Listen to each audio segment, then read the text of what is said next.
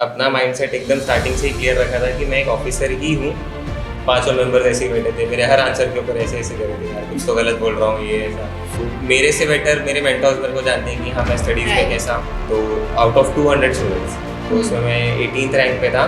तो अगर तुम पहले कर लेते ये सोच रहे हो तो पहले ही कर लेते। कुंग फू पांडा का एक डायलॉग है तो वो मैं हमेशा याद रखता हूँ। तो उसमें जो उसका मास्टर था ना टर्टल, वो उसको बोलता है कि जो पास्ट था वो चला गया, जो फ्यूचर है वो अननोन है, बट तुम्हारे पास में जो प्रेजेंट है वो तुम्हारे पास प्रेजेंट इज गिफ्ट। Yeah. तो इसको कैसे यूज करना है वो तुम्हारे हाथ में।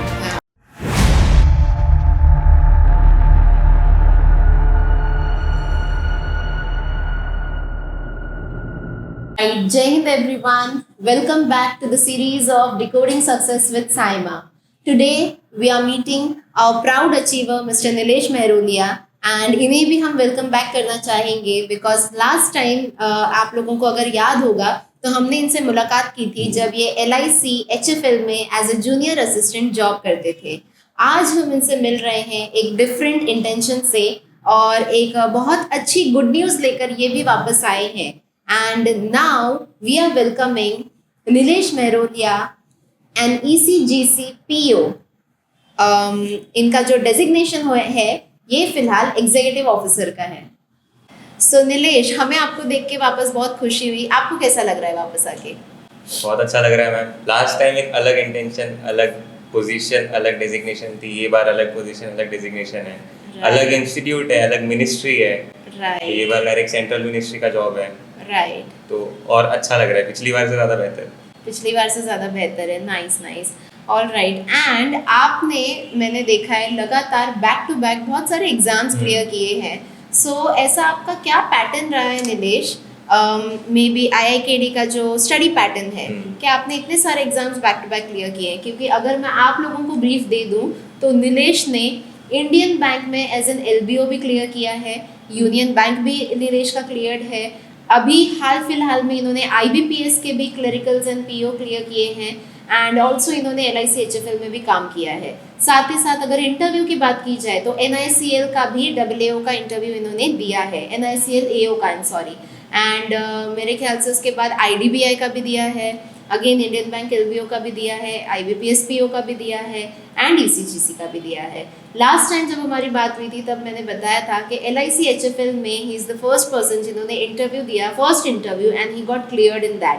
And the same thing happened कि ECGC में भी इन्होंने इंटरव्यू दिया एंड ही गॉट क्लियर्ड। सो ऐसा आपका क्या पैटर्न रहा है स्टडी का, या फिर आपका क्या माइंडसेट रहा है कि आपने इतने सारे achievements over the period of 6 months किए हैं?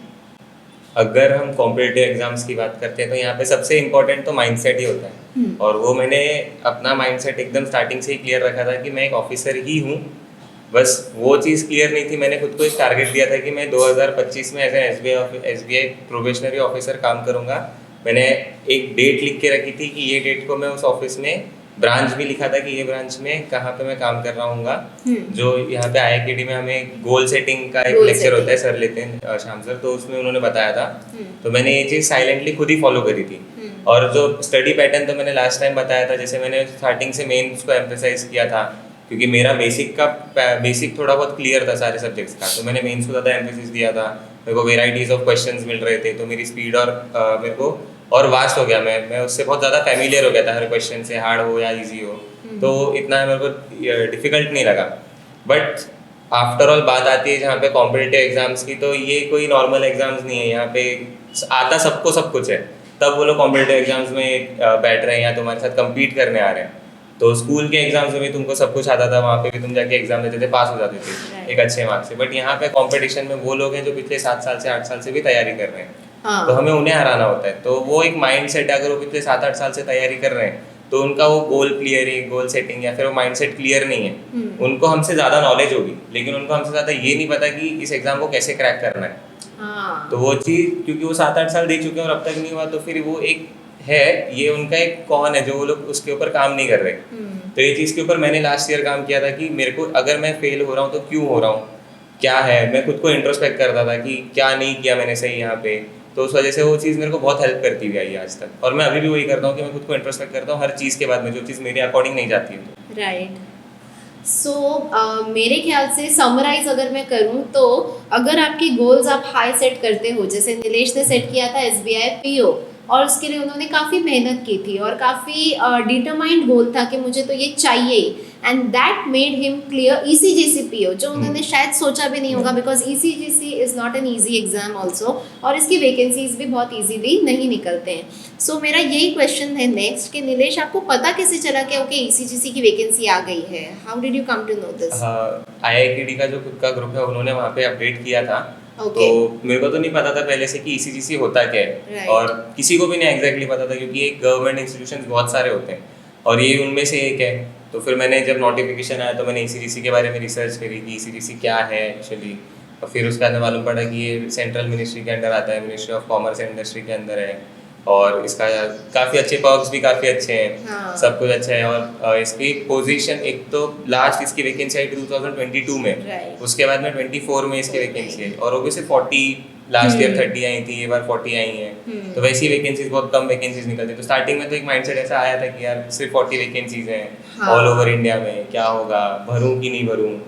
फिर भी मैंने निकाला, खुद के ऊपर भरोसा रखा कि हाँ, वो भी एक है कि मैं तैयारी कर रहा था ना, तो मुझे खुद पे ये चीज़ पे भरोसा होना चाहिए कि मैं कोई भी एग्जाम दूँ तो मैं क्रैक कर सकता हूँ. तो ये चीज़ का कॉन्फिडेंस मैंने खुद को दिया कि हाँ, मैं भर देता हूँ, जो होगा देखा जाएगा, मैं अपना 100% दूंगा. तो मैंने वहाँ पे जाके बस अपना 100% दिया और फिर ECGC का एग्जाम क्रैक किया. Nice nice. ओके. और ECGC अगेन, जैसे नीलेश ने बोला, ये मैंने भी बहुत देखा है कि जब स्टूडेंट्स देखते हैं कि काफ़ी लिमिटेड वैकेंसीज हैं तो अप्लाई नहीं करते हैं, लेकिन अगर आपका अच्छा फोकस स्टडी हुआ है, स्ट्रैटेजीज आपके अच्छे काम कर रहे हैं, तो I think everybody should apply. And also IIKD में मैंने ऑब्जर्व किया है जैसे स्पेसिफिक मेंटर्स हैं निदेश के लिए, उनके बैच के लिए, and one on one counselling भी होती है ना, फॉर्म भरना है, डिटेल्स देनी है वो. उस तरीके से आई थिंक आप ही थे जिन्होंने ECGC का फॉर्म भरा था, है ना? मेरे साथ में एक और थे. हाँ. हम दोनों ने फॉर्म भरा था. हाँ. यहाँ पे ये चीज़ मेरे को अच्छी लगी कि मेरे को हर फॉर्म जबरदस्ती भी भरवाया गया. LIC हाउसिंग फाइनेंस का फॉर्म मैं नहीं भरने वाला था. मैं बोला क्यों ही करूँ, ऐसा नहीं, मेरे को और कुछ, मेरा दूसरा गोल है, जैसे मैंने पहले बताया, मेरे को SBI PO ही करना था. तो मैं बोला था कि, और हर एग्जाम का भरते भरते जेब खाली हो ही जाती है एक्सपीरियंस की. तो वो हुआ था. तो जब LIC हाउसिंग फाइनेंस का फॉर्म आया था तो मैंने बोला मैं नहीं भरने वाला. तो सर ने ज़बरदस्ती करके मुझे भरवाया फॉर्म, और इवेंचुअली मैंने वहाँ पे 4 महीने जॉब भी करा. फिर उसके बाद मैं ECGC का भी डाइसी था कि भरूँ कि नहीं भरूँ. तो फिर मैंने वापस सर से पूछा था क्या करूँ. तो मेरे से बेटर मेरे मेंटर्स मेरे को जानते हैं कि हाँ मैं स्टडीज़ में कैसा हूँ कैसा नहीं हूँ. मेरे को तो लग रहा है कि हाँ मैं ठीक हूँ, but then to Indian level पे जहाँ पे मेरे को कम्पीट करना है, तो उस हिसाब से वो ज़्यादा बेहतर जानते हैं, उनको एक्सपीरियंस है. तो उन्होंने मेरे को बताया कि तू भर दे. तो फिर मैंने सोचा, और वो मेरा कॉन्ट्स थोड़ा ठीक ठाक था, तो मैं वहाँ पे प्रोबेबिलिटी ऑफ परसेंटेज लेके चल रहा था कि मैंने फॉर्म देके 4 लाख 4.5 लाख कुछ तो फॉर्म भरे गए थे 40 वैकेंसीज के लिए. तो वहाँ पे मैंने परसेंटेज देखा कि 0.001 में परसेंटेज जा रहा है. मतलब भरूँ कि, और मैं डाइसी हो गया कि इतना कम, इतना लेस परसेंटेज तो बहुत ज़्यादा डाइसी सिचुएशन है. फिर भी मैंने भरा, और इवेंचुअली वो एग्ज़ाम भी निकला, फिर इंटरव्यू भी अच्छा ही गया था. वो भी हो गया. अच्छा, ये फॉर्म की चार्जेस क्या थे? वही जनरल 850. Okay okay. और इसका जो पैटर्न था, पेपर पैटर्न कैसा था? सेम SBI PO का जो ये साल का पैटर्न है ना, डिस्क्रिप्टिव का पैटर्न वैसा ही था, प्रेसेस और ऐसे था. और जो बाकी पैटर्न था वो IBPS PO का एग्जाम का पैटर्न था. मतलब प्री मेंस? नहीं, सिर्फ एक एग्जाम था. हाँ. सीधा मेंस लेवल का. ओके, मेंस लेवल का एक एग्जाम था और इंटरव्यू डिस्क्रिप्टिव था उसमें. हाँ, उसमें and then interview. Okay. And interview जो आपका हुआ, वो उसका लोकेशन क्या था? मुंबई. उसका लोकेशन मुंबई था. और ECGC जैसे एक बहुत प्रेस्टीजियस ऑर्गेनाइजेशन है, काफ़ी बड़ी है. हाँ. एक्सपोर्ट को क्रेडिट करती है इंश्योरेंस. तो उनके बहुत सारे बड़े बड़े होटल्स के साथ में, बहुत सारी बड़ी बड़ी लोकेशंस के साथ में यहाँ पे पूरे ऑल ओवर इंडिया में टाई अप है. हाँ. तो एक मुंबई का एक बहुत फेमस 5 स्टार होटल है, द ललित एयरपोर्ट के बाहर ही है. तो उस 5 स्टार होटल में हम लोगों को इंटरव्यू के लिए बुलाया था. तो एक बहुत लेविश एक्सपीरियंस था हमारे लिए कि हम तो ऐसे किसी हेडक्वार्टर्स में या किसी का ऑफिस में जाके इंटरव्यू दिया था मैंने आज तक. हाँ. तो ये लोगों ने एक बहुत बड़े 5 स्टार होटल में बुलाया था इंटरव्यू देने के लिए. तो तब मेरे को लगा था यार बहुत बड़ी ऑर्गेनाइजेशन है, पता नहीं इतना अच्छा इंटरव्यू करेगी, क्योंकि इनका HO ही जो वहाँ पे अंधेरी में है वो भी काफ़ी बड़ा है. इंटरव्यूज वहाँ पे भी हो सकते थे, बट इन्होंने वहाँ पे कंडक्ट ना करा के होटल में करवाए थे. ओके. और इंटरव्यू एक्सपीरियंस कैसा था? I mean the panel members काफ़ी थोड़े मतलब स्ट्रिक्ट थे काइंड ऑफ, क्योंकि 5 मेंबर्स बैठे थे और 5 में से किसी के भी चेहरे पे हंसी तो पैनल में रहती ही नहीं है. वो लोग स्ट्रेस आउट हो जाते हैं या पता नहीं क्या, या फिर वो हमें स्ट्रेस करने की कोशिश करते रहते हैं। पांचों मेंबर ऐसे ही बैठे थे, मेरे हर आंसर के ऊपर ऐसे ऐसे करे थे, यार कुछ तो गलत बोल रहा हूँ ये ऐसा, बट फिर भी देन तो मैंने अपना आंसर कॉन्फिडेंटली दिए। जो थोड़ा बहुत मैं फंबल भी किया था, थोड़ा बहुत इंटरव्यूज ऊपर नीचे भी होता है कभी ना कभी। तो ये वाला इंटरव्यू मेरा, अगर जितने मैंने आज तक इंटरव्यूज दिए उसमें मैं बोलूंगा ना कि सबसे वर्स्ट मेरा इंटरव्यू कौन सा गया हो, तो मेरा ECGC का इंटरव्यू सबसे वर्स्ट गया था। लेकिन मेरा इसका रिटर्न में एग्जाम्स में शायद से मार्क्स बहुत ज़्यादा अच्छे थे। इसके ऑल ओवर इंडिया में रैंकिंग के हिसाब से मैं 18th रैंक पे था जब रिटर्न मार्क्स के लिस्ट आई थी, तो आउट ऑफ 200 स्टूडेंट्स, तो उसमें मैं 18th रैंक पे था। तो उस हिसाब से मेरे रिटर्न और इंटरव्यू के मार्क्स थोड़े ऊपर नीचे करके 80-20 के रेशियो में मेरा ओवरऑल फाइनल सिलेक्शन हुआ था। सो आपका दोनों ही मैटर करता है, रिटर्न एग्जाम्स भी जो आप एग्जाम्स देते हो वो, और इंटरव्यू भी, एंड दोनों में से कुछ एक स्ट्रांग होना तो बहुत ही जरूरी है, specially return exams, right? All right. So Nilesh, मैंने ये भी ऑब्जर्व किया है कि बहुत सारे स्टूडेंट्स हैं ऐसे, एस्पिरेंट्स हैं जो 27, 28, 29 या मे बी 30s तक भी लगे हुए हैं, मेहनत कर रहे हैं, लेकिन वो जो सक्सेस उनका जो गोल है वो कर नहीं पा रहे हैं। एंड ऐसा क्या डिफरेंस ऑफ माइंडसेट है नीलेश मेहरोलिया में और उन एस्पिरेंट्स में कि नीलेश ने एट द एज ऑफ 23 मेरे ख्याल से मोर देन 20+ एग्जाम्स क्लियर किए हैं, and around more than 4+ interviews आपने क्लियर किए हैं ना। और एक मोमेंट ऐसा आ गया है नीलेश के लाइफ में, टच वुड, कि अब इनके पास चॉइसेस हैं कि व्हाट टू चूज, करेक्ट ना? सो ये क्या डिफरेंस ऑफ माइंडसेट है आप में या बाकी एस्पिरेंट्स में जो आपको लगता है कि इम्प्रूव होनी चाहिए बाकियों में?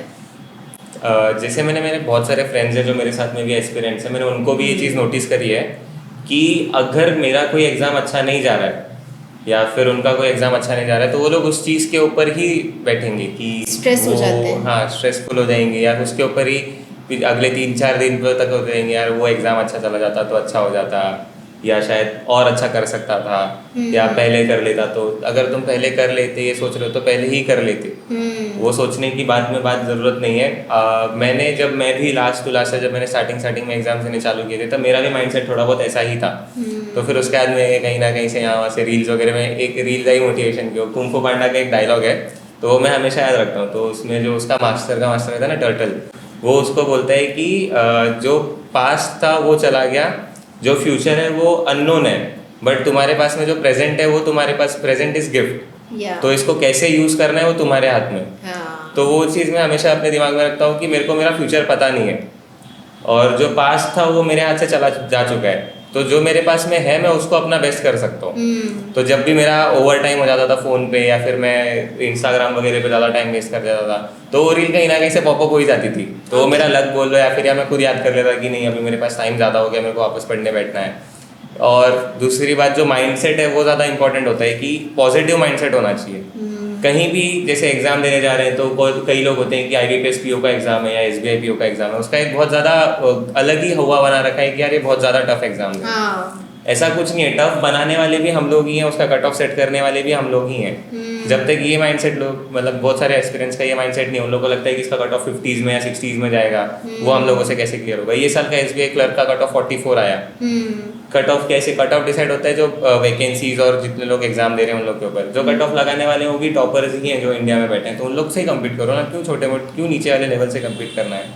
मैं हमेशा जब भी एग्जाम देने जाता था तो मैं टॉप लेवल को देखता था कि हाँ मेरे को अपर क्रीमी लेयर जो होता है ना, जहाँ पे सब कुछ है, जहाँ पे सारे टॉपर्स बैठते हैं, कि हाँ अगर मेरा 80 का कट ऑफ बैठ रहा है तो मेरे को 89 में रहना है। ओके। तो कट ऑफ मतलब जो ऊपर से लेके नीचे तक की लास्ट लिस्ट है, जो last number of person select होगा वहाँ वो कट ऑफ बैठेगा ना, तो मेरे को लास्ट नंबर ऑफ पर्सन की लिस्ट में रहना ही नहीं है। मैं हमेशा टॉप पे रहना की सोचता था, तो वो एक माइंडसेट था कि टॉप पे रहने की सोच है, हाँ कि वो मेरे को उससे कम्पीट करना है जो भी ऊपर रहेगा। तो माइंडसेट मेरे को कहीं ना कहीं बीच में ही लेके आता था। एकदम नीचे में कट ऑफ के आसपास कभी क्लियर नहीं किया, मैं हमेशा कट ऑफ के ऊपर ही क्लियर किया हूँ। ये बात तो बहुत सच है, क्योंकि काफ़ी बार ऐसा हुआ है कि हमें ऐसा लगता था नीलेश से मिलेंगे, बात करेंगे, मोटिवेट करेंगे कि नीलेश डोंट वरी, जो लास्ट पेपर्स गए जैसे भी गए ये अपकमिंग है, बट रिवर्स हो जाता था। थोड़े से सीरियस नोट पे हम पूछते थे कि नीलेश कैसे गए पेपर्स, और नीलेश वॉज लाइक के हाँ पेपर जैसा गया ठीक है, अभी देखो ये आ रहा है ना, ये बहुत अच्छा जाएगा। And if I am not wrong, तो जब नीलेश का LIC HFL क्लियर हुआ था, ही वॉज वर्किंग देयर, तभी हम बहुत ज़्यादा खुश हो गए थे NICL AO के लिए, बिकॉज नीलेश का वो भी क्लियर हुआ था, एक अच्छा पैकेज था नीलेश के पास, और उसमें वी वर हैप्पी कि चलो congratulations and all. That time Nilesh said कि ठीक है ये तो हुआ ही हुआ है, बट ECGC के लिए भी आई एम वेरी पॉजिटिव, अच्छा ही आएगा। एंड एज ही सेड कि इंटरव्यू भले कैसा भी गया हो, बट इनका जो आउटलुक था ना अपने इंटरव्यूज़ को लेके, अपने पेपर को लेके, तो वो बहुत ही पॉजिटिव था। और स्ट्रेस में मैंने टचवुड नहीं देखा निदेश को मैक्सिमम टाइम्स, तो बहुत ही इजीली। एंड ऑल्सो इन्होंने सारे अपॉर्चुनिटीज़ ग्रैब किए, जैसे जो इनको गाइड किया गया, सजेस्ट किया गया, वो सारी चीज़ें इन्होंने की, पेपर्स अटेम्प्ट किए। सो इससे ये भी देखा हमने कि जैसे जैसे गाइड करते थे वैसे वैसे सुनने वाले भी होने चाहिए, है ना एस्पिरेंट्स। जो मैं डिफरेंस की बात कर रही थी तो वो यही था, क्योंकि बहुत सारे स्टूडेंट्स हैं एक ही टारगेट करते हैं, SBI PO तो SBI PO पूरे साल में, या फिर IBPS तो IBPS वैसा। तो अगर देखा जाए तो मोर देन 40+ वैकेंसीज आती रहती है थ्रू आउट द ईयर। अगर एक महीने की बात करें तो आपको कम से कम 2 या 3 बार अपॉर्चुनिटी मिलती है कि आप फॉर्म भरो और उसके 2-3 महीने में आप एग्ज़ाम दो। एक चीज़ मैं इसके ऊपर ऐड करना चाहूँगा, जैसे ऐसा बोलते हैं कि ये चीज़ कितनी सच है कितना झूठ है ये पता नहीं, बट ऐसा बोलते हैं कि यूनिवर्स आपको सुनता रहता है, और जितना आप पॉजिटिव रहोगे उतनी पॉजिटिव वाइब्स आपके आसपास रहती हैं। तो पॉजिटिव इम्पैक्ट, खुद की माइंडसेट में पॉजिटिविटी रहना बहुत ज़्यादा ज़रूरी होता है उस टाइम पे। और जैसे मैंने शायद से मैम को उस टाइम पे, जैसे मेरा ECGC का इंटरव्यू हुआ था उस दिन भी मैंने मैम को कॉल करके बताया था कि मेरा इंटरव्यू थोड़ा बहुत ख़राब गया है, बट मैं उस दिन बहुत ज़्यादा डिमोटिवेटेड था कि यार इतनी मेहनत करी ECGC के लिए और फिर भी इसका इंटरव्यू ख़राब गया तभी भी। लेकिन मैंने मैम को सब पूरा बताने के बाद में भी यही बोला था कि मैम मेरा रिटर्न अच्छा गया था, और I am positive on this and I am confident कि मेरा रिटर्न और इसके मार्क्स मिला करके मैं पास हो होऊंगा। जाएंगे। हाँ, यस। और तभी मैं खुद सोच में पड़ गई थी कि निदेश इतने कॉन्फिडेंट है तो डेफिनेटली हो ही जाएगा करके। लेकिन वो एक मेरे लिए सरप्राइजिंग फैक्टर था, because ECGC is really a very big institution in India, जिसका 100% स्टेक सेंट्रल में आता है, ministry of commerce and industry. या so congratulations on that note again. जब मुझे वो याद आता है सिनेरियो तब मेरा मन करता है मैं उनको कॉन्ग्रेचुलेट करूँ। ऑल राइट निलेश, हमने आपका अकेडमिक ग्रोथ तो देखा ही है, किस तरह से आप ग्रो करते गए, being a BA student, BA graduate, coming from Nalasopara east background, है ना। एंड कभी ऐसा कुछ प्लान्ड नहीं था कि इसी सेक्टर में आना है। बहुत सारे प्रीवियस प्लान्स थे जो मैं आज डिस्कस नहीं करूंगी, अगर आपको वो सुनना है तो आप LIC HFL वाला पॉडकास्ट ज़रूर चेक करना। उसमें इन्होंने डिटेल में बताया है कि इनके पहले के प्लान्स क्या थे, IIKD में इन्होंने काउंसलिंग किस चीज़ के लिए आए थे, फिर उनको कैसे गाइड किया हमने, और फिर कैसे इन्होंने अपनी जर्नी स्टार्ट की। So apart from your academic growth, जो आपका पर्सनल ग्रोथ हमने देखा है, यही स्ट्रेस मैनेजमेंट, टाइम मैनेजमेंट, या फिर अपनी पर्सनालिटी को जिस तरह से आपने ग्रूम किया, सो क्या आपको हेल्प किया कि आप इस तरह से पर्सनली भी ग्रूम होते गए? जब सर के गोल सेटिंग के लेक्चर्स होते थे, और जो सर पर्सनल डेवलपमेंट के लिए भी लेक्चर्स लेते थे उस टाइम पे, हाँ श्याम सर जब लेक्चर्स लेते थे तो उस टाइम पे वो जब गोल सेटिंग का बताते थे तो उस टाइम पे वो भी बोलते थे कि ये चीज़ खुद के अंदर से आनी चाहिए कि ये तुम्हारा डेवलपमेंटल फेज है, from being a boy, from being a college boy to being a officer. तो वो चीज़ मैं हमेशा खुद के अंदर रखता था कि हाँ, मतलब मैं क्लरिकल पोस्ट पे भी, जब भी मैं LIC में भी सिलेक्ट हुआ तभी मैं वहाँ पे खुश नहीं था। एक होता है ना कि सेटिस्फैक्टरी रिजल्ट मेरे को जब तक नहीं मिल रहा था तब तक मैं खुश नहीं था, मैं कहीं पे भी सेटिस्फाइड नहीं था, कहीं रह के मैं खुश नहीं हो रहा था कि पता नहीं क्यों। यहाँ पे LIC में भी मेरा जब तक, क्योंकि मैंने पहले से ही सोच के रखा था वो लेक्चर्स में बैठ के या फिर सर का सुन के, तो मैंने पहले से अपने अंदर ये चीज़ बना रखी थी कि आई एम एन ऑफिसर और मैं उसी पोस्ट के लिए हूँ। और एक हो जाता है ना कि तुमने अगर माइंडसेट ऐसा रखा हुआ है पहले से ही, और मैं कॉलेज में भी कॉलेज का NSS का लीडर था। मतलब छोटे मोटे पे सेटल नहीं हो रहा था। मेरे को वहाँ पे ऐसा लग रहा था कि यार ये लोग मेरे को सुनाने के लिए बैठे हुए ऊपर से, तो वो मेरे को जम रहा नहीं था कि मैं उनके पोजीशन पे होना चाहिए जिसको मैं कुछ बोल के अपने नीचे से काम करवा सकूँ। तो वो एक हो जाता है कि एक आ ही जाता है दिमाग में, तो मेरे अंदर पहले से दिमाग में ऑलरेडी ऑटो फिटेड था कि नहीं तू ऑफिसर है तो क्लरिकल पे तू खुश नहीं है। तो मैं LIC में भी जब भी काम कर रहा था तो I was not satisfied over there, मैं अपना काम कर रहा था बस काम करने के लिए कि हाँ यार हो रहा है बस चलो कर लेते हैं वैसा। तो अब थोड़ा बहुत ठीक है, ऐसा लग रहा है कि हाँ कुछ तो अचीव्ड है अभी। इसके पहले मैंने आज तक कभी मैम को ये नहीं बोला कि हाँ ठीक है मैम अच्छा लग रहा है थोड़ा, बट ये ECGC पे ऐसा लग रहा है कि हाँ कुछ तो है। तो बस वो एक खुद को पहले से ही ऑफिसर समझो, तो क्लरिकल पे या कहीं पे भी तुम्हारा सिलेक्शन होगा ना तो तुम खुद को और मोटिवेट खुद से करोगे कि हाँ मैं यहाँ अकेले नहीं हूँ, या फिर मेरे को और कुछ चाहिए, या ग्रो करने के लिए तुम खुद को मोटिवेट कर, सेल्फ मोटिवेशन आता रहेगा अपना। नाइस। एंड इसके अलावा जो हमारी बात हुई है, जैसे पीयर प्रेशर की बात करें या फैमिली रिलेटिव के जो प्रेशर्स रहे हैं या फिर उनका जिस हिसाब से सपोर्ट रहा है, तो ये भी मेरे ख्याल से हमारी बात हुई है लास्ट वीडियो में। एंड डेफिनेटली आपने वो देखा होगा, नहीं देखा होगा तो अगेन आई कैन से कि आप वो चेकआउट कीजिए, बिकॉज वो जानना ज़्यादा ज़रूरी है आपके लिए कि आपका सराउंडिंग या फिर आपका पर्सनल एनवायरनमेंट आपको किस तरह से हेल्प करेगा आगे ग्रो करने के लिए। एंड अगेन अगर मैं पूछूँ तो IIKT के बारे में वैसे कैसे पता चला था आपको जब आप आए थे? हाँ, जैसे मैंने लास्ट टाइम बताया था कि मेरी एक फ्रेंड ऑफ फ्रेंड यहाँ पे पढ़ती थी पहले, हाँ, तो उसका शायद से नहीं हुआ था तो उसने कोई और प्राइवेट कंपनी ज्वाइन कर ली, तो उसने मेरे को यहाँ का रिकमेंड किया था। ओके, तो मैं ऐसे ही एक दिन वैसे ही आया था घूमने के लिए फ्रेंड्स के साथ में, तो मैं बोला स्टेशन के बाजू में तो देख के जाता हूँ एक बार, मैं सर से बात करके गया था तभी। हाँ, तो मेरे को काउंसलिंग करने के बाद में सर ने जैसे समझाया था कि एग्जाम्स होते हैं, इतनी इतनी वैकेंसीज आती हैं, SSC बैंकिंग, ये ऐसे ऐसे सेक्टर्स हैं जिसके बारे में मेरे को पता भी नहीं था। मुझे जब मैं यहाँ पे काउंसलिंग के लिए आया तब मुझे SSC का फुल फॉर्म भी नहीं पता था। उसके थोड़े टाइम पहले तक मेरे को लगा, उसके 1-2 दिन पहले तक SSC मेरे लिए ऐसा था कि SSC मतलब स्टाफ सिलेक्शन कमीशन नहीं, अपना जो 10th वाला एग्जाम होता है ना, मेरे लिए वही था SSC। राइट, फिर मेरे को किसी ने बताया था तो SSC के बारे में मालूम पड़ा, फिर बैंकिंग IBPS के बारे में मालूम पड़ा जब मैं यहाँ आया। यहाँ आने के बाद में मेरे को और मालूम पड़े कि और वेरीड ऑफ गवर्नमेंट एग्जाम्स होते हैं, राइट, नहीं तो उसके पहले मुझे कुछ पता ही नहीं था। यस, और हमें भी पता चला रिसेंटली कि इनकी काउंसलिंग भी श्याम सर ने की थी, हाँ। और जो सर का नाम ले रहे थे Shyam sir, the founder of Indian institute of knowledge and development, and उन्हीं की एक स्पेशल बैच होती है, इसके बारे में भी मैं आपको थोड़ा ब्रीफ इंट्रोड्यूस कर देती हूँ। DSP batch, students normally regular batch में तो रहते ही हैं, बाद में फिल्टर आउट होके स्पेसिफिक नंबर ऑफ स्टूडेंट्स को उस बैच में डाला जाता है, DSP बैच में, जिसको बहुत माइन्यूटली मॉनिटर करते हैं श्याम सर, है ना। एंड DSP बैच में ही नीलेश भी थे, एंड इनिशियली तो वो टॉप स्कोरर नहीं थे। टॉप स्कोरर जो उस बैच की थी वो आज हमारी SBI PO है, she is also working here in Vasai in Mumbai as SBI PO, and लेकिन इन्होंने हमेशा संगीता को ही कॉम्पीट किया था, है ना, जो उसमें टॉप स्कोरर थी। सो DSP बैच में टोटल कितने टाइम हुए आपको? ऑलमोस्ट अपनी 1 साल था मैं वहाँ पे, 1-1.5 साल के आसपास में ऑलमोस्ट DSP बैच में था। हाँ, मतलब वो इनिशियल फेजेस ऑफ जो मेरा प्रिपरेशन था ना, उसने वहाँ पे मेरे को बहुत ज़्यादा हेल्प किया था, क्योंकि हाँ। जब हम लोग वहाँ पे थे और मैं स्टार्टिंग से खुद को कम्पिटिटिव नेचर का मानता हूँ कि हाँ मुझे चाहिए तो मैं वहाँ पे लाइमलाइट में रहना पसंद करूँगा। राइट, तो मतलब लाइमलाइट में इन द सेंस कि मैं टॉप स्कोरर्स में रहना पसंद करूँ, जहाँ पे लोग पूछें कि कैसे किया, क्या कर रहा है, ये सब कुछ। तो मैं वैसे ही सोचता था। तो जब मैं नॉर्मल बैचेस में था तो ये DSP बहुत ज़्यादा वो है, एक अलग ही क्रेज था कि DSP में जा रहे हैं, पढ़ना है वहाँ पे सिर्फ पढ़ाई होती है। मैं बोला तो वैसे ही करना है। तो फिर जब मैं स्टार्टिंग में DSP में आया ना, तो वहाँ पे सिर्फ टॉपर्स लोग थे। मतलब उस टाइम पे तब तो मैं और देख ही नहीं पा रहा था, मेरा आउटलुक, मेरा विजन पूरे ऑल ओवर इंडिया के हिसाब से नहीं था, क्योंकि तब मैं उतना प्रिपेयर्ड नहीं था, तब मैं सीख रहा था। तब मैं फिर ये लोग के बीच में आया जब सब लोग अपनी अपनी पढ़ाई करते थे, सब लोग टॉप करने की कोशिश कर रहे हैं, एक दूसरे से कम्पीट कर रहे हैं। तो वहाँ पे फिर मेरे को ऐसा लगने लग गया कि मैं भी करता हूँ। तो मेरा फर्स्ट फेज ऑफ कंपटीशन ये लोगों के साथ ही था, DSP। हाँ, तब कि मेरे को इनको हराना है, ये लोगों से ऊपर जाना है। तो उस टाइम पे वहाँ पे संगीता जो कि अभी SBI PO है, हाँ। तो वो टॉपर थी। वो पूरे क्लास में नॉर्मल बैचेस में जितने मार्क्स आते थे उसके डबल उसके मार्क्स होते थे हर टेस्ट में। हाँ, तो मैं उसको एम करके चलता था कि मुझे इसे बीट करना है।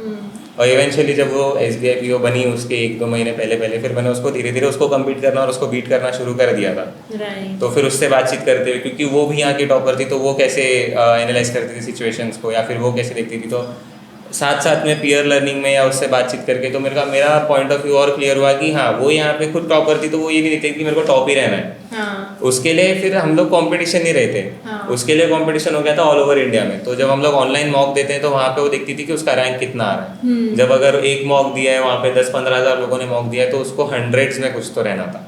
तो बोलती थी कि अगर मैं यहाँ इतना अच्छा परफॉर्म करूँगी तो मैं एग्जाम में टाइम मैनेजमेंट कर पाऊंगी या सब कुछ कर पाऊंगी। मैंने अपना टाइम मैनेजमेंट और एग्जाम का प्रेशर कैसे हैंडल करना, ये उसने मुझे बहुत अच्छे से सिखाया है। भले ही कंपटीशन के नाम से मैं उसको देखता था या फिर जो भी था हमारे बीच में कॉम्पिटिटिव नेचर रहता था, बट फिर भी हम दोनों ने एक दूसरे को बहुत ज़्यादा हेल्प करी। और ये DSP बैच की एक खासियत है कि कंपटीशन है, वहाँ पे एक दूसरे से कम्पीट करके मार्क्स ज़्यादा लाने की कोशिश करते हैं, बट कहीं अगर कोई गलत हो रहा होगा या उसको गाइडेंस की जरूरत है ना, तो सब लोग उसको अपनी तरफ से गाइड करते हैं। यस, यही पीयर लर्निंग है जो DSP बैच को और ज़्यादा आगे लेकर जा रहा है। एंड आई कैन प्राउडली से, या आप लोगों से मैं ये शेयर कर सकती हूँ कि DSP बैच का हमारा सिलेक्शन रेशियो अभी करंटली 100% का रहा है और अभी भी है। एंड जिनकी हम बात कर रहे थे बीच में, संगीता की, जो अभी SBI PO है, आप अगर उनसे मिलना चाहते हैं सो मिलने के लिए आपको आपके घर से भी बाहर नहीं निकलना पड़ेगा, बस आपको इसी वीडियो या इसी प्लेलिस्ट के नीचे जाना पड़ेगा और एक वीडियो चेक करना पड़ेगा जो डिकोडिंग सक्सेस विद साइमा का ही एक सीरीज़ है, और उसी में हमने संगीता के साथ भी इसी तरह से 1-on-1 बातें की हैं, उनसे भी जानने की कोशिश की है कि क्या उनको डीएसपी बैच में भी हमेशा टॉप पे रखता था और क्या आज उनको उनके गोल तक पहुँचा चुका है, which is SBI PO। Alright, so और एक चीज़ मैंने नीलेश के बारे में बहुत नोटिस की थी कि नीलेश ने कभी भी वो स्ट्रेस लिया ही नहीं था कि नहीं मुझे गवर्नमेंट एग्जाम क्लियर करना है, मतलब मुझे सिर्फ पढ़ाई पढ़ाई पढ़ाई नहीं। मैंने इनको हमारे साथ ट्रैकिंग करते हुए देखा है, मैंने इनको हमेशा उनके बैच मॉनिटर बनते हुए देखा है। In fact he has a very good leadership skill जो उनका मैंने बैच में देखा था, एंड ऑल्सो बहुत सारे अदर एक्टिविटीज़। मेरे ख्याल से एक ड्रामा भी आपने बहुत अच्छा किया था, एक स्किट, वो भी देखना चाहो तो अगेन सेम यूट्यूब चैनल पे आप देख सकते हो। हमारा आई थिंक इंडिपेंडेंस डे था, तो ओवरऑल आप हर चीज़ में आगे थे। तो आई मीन ऐसा क्या था कि मतलब आप हर चीज़ में आगे थे और बाकी सारी चीज़ें इक्वली मैनेज कर पाए? ये तो मुझे नहीं पता, बट हाँ वो टैलेंट बोल सकते हैं या कुछ, बट हाँ ये मेरा थॉट प्रोसेस है कि मैं जितना स्ट्रेस लूँगा उतना ज़्यादा मेरे दिमाग से चीज़ें उड़ती जाएंगी। हाँ। स्ट्रेस का मतलब मेरे हिसाब से ऐसा है कि उसके ऊपर ओवर थिंक करना कि हाँ। क्यों नहीं हुआ, मैं अनवर्दी हूँ क्या, ये इतने क्वेश्चंस खुद से पूछने से अच्छा, इतना टाइम खुद पे वेस्ट करने से अच्छा खुद से ये पूछना मैं ज़्यादा बेटर समझता था कि क्या मैं बेटर कर सकता हूँ, ये बार नहीं हुआ तो अगली बार मैं इसको कैसे करूँ। हाँ। और मेरे लिए ऐसा नहीं था कि मैं हफ्ते में 7 दिन पढ़ रहा हूँ, हफ्ते में 7 दिन 20 घंटा 24 घंटा, 24 घंटे में से मेरे को 16 घंटे पढ़ने ही है। हाँ। ऐसा मैं नहीं करता था, मैं अपने माइंड को फ्रेश भी रखता था, फ्री भी रखता था। और मैं अगर आपको बताऊं तो जैसे बहुत लोग होते हैं ना कि मॉर्निंग अर्ली बर्ड, सुबह 6 बजे उठ के पढ़ना है, मेरे से आज तक कभी नहीं हुआ। Okay. मैं मैक्स टू मैक्स सुबह 10 बजे के पहले कभी नहीं उठा हूँ। Okay. आराम से 10 बजे उठता था, 10 बजे उठ के ही अपनी प्रिपरेशन चालू करता था, फिर क्लासेस आता था, क्लासेस में लेक्चर्स वगैरह बैठ के फिर उसके बाद मैं खुद प्रिपेयर करता था। मैं रात को थोड़े लेट तक पढ़ लेता था क्योंकि मेरे को वो चल जाता है, ये मेरा शेड्यूल था। तो मैंने कभी इतना स्ट्रेस लिया ही नहीं जितना मैंने फर्स्ट ईयर में ही डिकोड कर लिया था कि मैं जितना स्ट्रेस लूँगा उतना जो मुझे आता है मैं उतना और वॉर्न आउट होते जाऊँगा। मेरे से जो टाइम वहाँ पे 60 मिनट्स का टाइमर है ना, वो मेरे को 60 मिनट्स का टाइमर मेरे लिए हाफ हो जाएगा अगर मैं स्ट्रेस में उस चीज़ को करने जाऊँगा। तो जितना फ्रेश और फ्री माइंड में वहाँ पे बैठूंगा ना, मेरे को अभी टाइम मैनेज करते करते मैं स्टार्टिंग से जो भी एस्पिरेंट अभी भी स्टार्ट कर रहे हैं ना, तो वो लोग के लिए ये ही मेरी तरफ से राय रहेगी कि स्टार्टिंग से ही स्ट्रेस कभी मत लो। ना टाइम का स्ट्रेस, ना स्टडीज़ का स्ट्रेस, ना किसी चीज़ का। राइट। तुम्हारा जो भी है एक्यूरेसी पे फोकस रखो, स्पीड अपने आप आएगी धीरे धीरे, और आगे जाके स्पीड एंड एक्यूरेसी दोनों जब साथ में हो जाएगा ना, तो तुम्हें टाइम मैनेजमेंट भी अपने आप हो जाता है। Yes. मेरे पास अभी भी ऐसा है कि अगर मैं अभी भी एग्जाम देने जाता हूँ कभी कभी ना, तो अगर 30 सेकेंड्स बचे तो मैं वो 30 सेकेंड्स में ये हाइप नहीं हो जाता कि यार 30 सेकंड बचे, अब मैं क्या करूँ क्या नहीं करूँ। 30 सेकेंड्स को भी कामली टैकल कर सकते हैं, कामली टैकल करेंगे तो एक आध क्वेश्चन उतने में भी हो जाता है। राइट। और उसी में मैं अगर हाइपर हो जाऊँ तो मैं क्वेश्चन ढूंढने में ही 20 सेकंड वेस्ट कर दूंगा, बाद में 10 सेकंड बचेंगे, फिर वो भी नहीं होगा। फिर वो 10 सेकंड का कम मैं नेक्स्ट सेक्शन में लेके जाऊंगा कि यार वो 10 सेकंड में कुछ तो हो जाता, टिक हो जाता, कुछ भी कर देता, फिर नेक्स्ट सेक्शन के 15-20 सेकंड और उड़ा दूंगा फिर उस चक्कर में। नाइस। राइट। ओके, सो नीलेश ने जैसे बताया, मैंने भी ऑब्जर्व किया था कि जब ये लेक्चर्स में आते थे रेगुलरली, तभी भी बहुत बार मैसेज आता था कि मेरे पास अभी भी वो अगस्त के मैसेजेस हैं। दिसंबर में, अक्टूबर में इनको अच्छे रिजल्ट्स आने लग गए NICL के और सब चीज़ के, और मैं अभी भी कभी कभी पीछे जाके पढ़ती हूँ, मैम आज मैं नहीं आ रहा हूँ, आज एक फैमिली फंक्शन है ना, मतलब कुछ भी इन्होंने मिस नहीं किया है। कहने का मतलब है कि जो स्ट्रेस एज एन एस्पिरेंट आप लोग लेते हो, फैमिली फंक्शंस नहीं अटेंड करते, बाकी सारी चीज़ें नहीं, तो IIKD में स्पेशली मैं ये शायद नीलेश भूल गए, लेकिन यहाँ पे एक स्पेशल डिपार्टमेंट है जो हर बच्चे के पीछे रहते हैं कि आप पार्टिसिपेट करो, है ना, एक्टिवली आप बाकी सारी चीज़ों में भी आगे रहो। बिकॉज जैसे इन्होंने बताया कि इंटरव्यू समहाउ अच्छा बुरा नहीं गया, या जो लेवल ऑफ इंटरव्यू आपका जाएगा वो इक्वली मैटर करता है कि आपने कितनी सारी अदर चीज़ों में भी पार्टिसिपेट किया है। सिर्फ स्टडीज़ आपको बेस्ट इंटरव्यू नहीं करवा सकता, तो बाकी सारी चीज़ों में पार्टिसिपेट करना, जैसे बहुत सारी एक्टिविटीज़ होती है, डेडिकेटेड डेज है, सैटरडेज है ना, second and fourth Saturday test, बाकी सैटरडेज अदर एक्टिविटीज़, तो ये सारी चीज़ों में भी एक्टिव रहना बहुत ज़रूरी है। ऑल राइट, तो अभी जब ये PO बन चुके हैं, हाँ, मैं इसके ऊपर एक चीज़ बताना चाहूँगा। जो ECGC का मेरा इंटरव्यू था, तो उस टाइम पे मेरा इंटरव्यू वहाँ के जो HR डिपार्टमेंट है, जो लोग इंटरव्यूज के लिए कॉल आउट कर रहे थे, उनकी गलती की वजह से मेरा और एक लड़के का इंटरव्यू स्वैप हो गया था। स्वैप हुआ, हाँ। तो वो लड़का जो था जिसके बाद मेरा इंटरव्यू स्वैप हुआ था, वो UPSC का एस्पिरेंट था, और उसकी एज भी काफ़ी हो चुकी थी, उसने काफ़ी साल से कुछ किया नहीं था, सिर्फ प्रिपरेशन नहीं कर रहा था, पिछले हाँ 6-7 साल से वो यूपीएससी के प्रिपरेशंस कर रहा था। तो जो क्वेश्चंस इंटरव्यू पैनल ने उसके लिए सोच के रखे थे एज एन यूपीएससी वो आपको एस्पिरेंट, पूछे। वो उन्होंने उसे समझ के मुझे पूछे।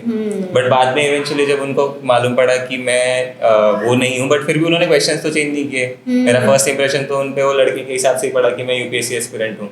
तो वो लोगों ने वही सेम क्वेश्चंस मेरे ऊपर वापस फेंक के मारे थे, तो उसके वजह से मेरा इंटरव्यू ऊपर नीचे भी गया था। बट देन टू वहाँ पे मैंने ये सोचा था कि हाँ मैं अनप्रिपेयर्ड था इस चीज़ के लिए, तो वो लोग भी मेरे लिए अनप्रिपेयर्ड ही हैं। तो उस चीज़ को स्मार्टली टैकल करना भी वहाँ पे मेरे ऑल्सो को यहाँ ट्रेनिंग की वजह से ही समझ में आया था कि किसी चीज़ को अगर हाँ प्रॉब्लम में हूँ तो मैं खाली अपना पॉइंट ऑफ व्यू नहीं देख रहा हूँ राइट कि मेरे लिए अचानक ये मेरे ऊपर आ गया है।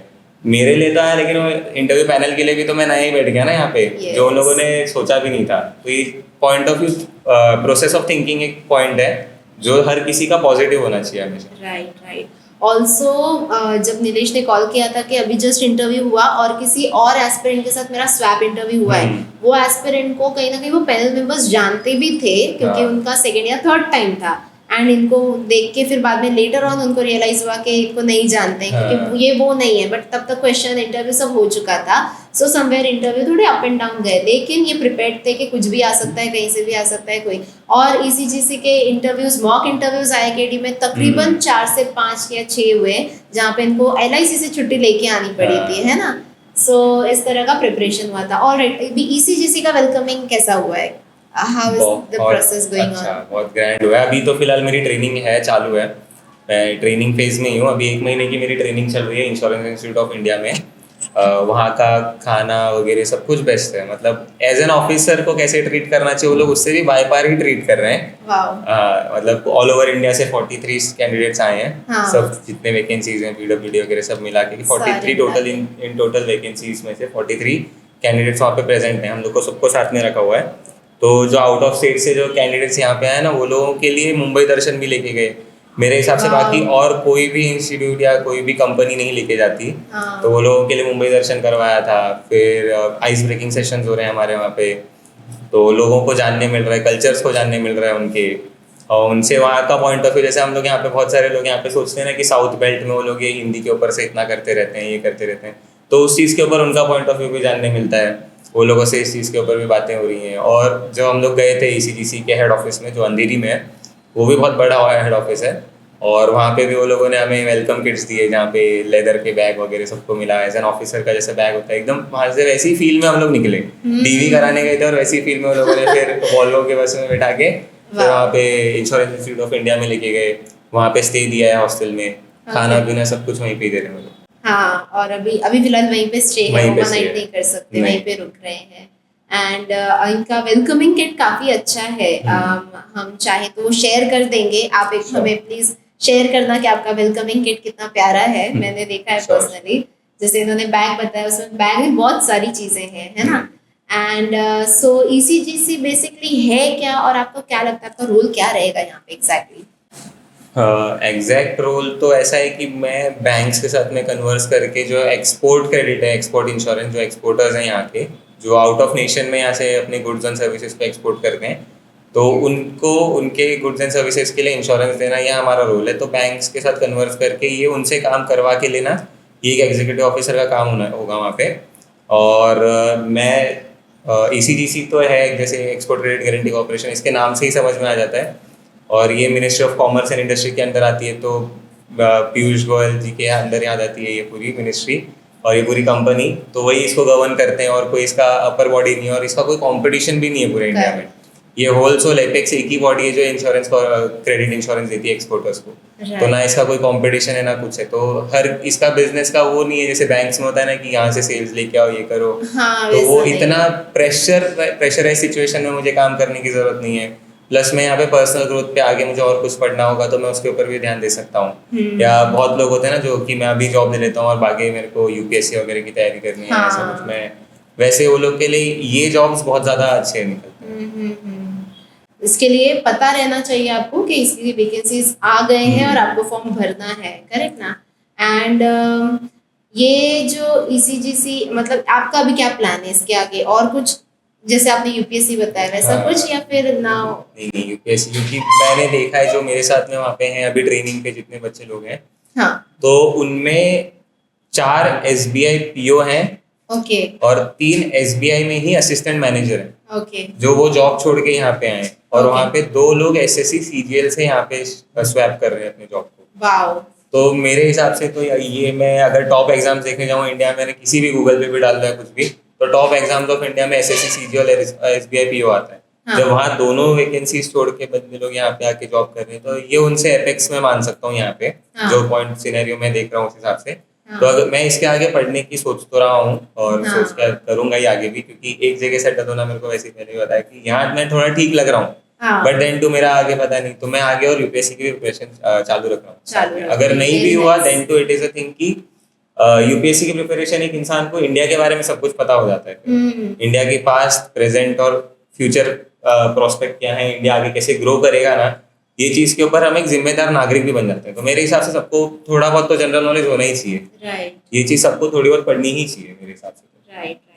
सबको ये बता दूं कि इनका जो ड्यूरेशन था ये तो था लगभग 6 या 8 महीने का, लेकिन एक स्पेशल बेनिफिट होते हैं सारे आईआईटीडियंस के लिए which is called as life long validity, जिसके वजह से निलेश ने लगभग 1.5 साल हमारे साथ गुजारे हैं। मोर देन 20+ एग्जाम्स इन्होंने क्लियर किए हैं, मोर देन 4+ इंटरव्यू अटेम्प्ट्स दिए हैं, जिसमें मैक्सिमम इंटरव्यूज इनके फर्स्ट टाइम क्लियरेंस में निकले हैं सभी, एंड ऑलमोस्ट सभी। हाँ, सारे के सारे इंटरव्यू इनके निकले हैं।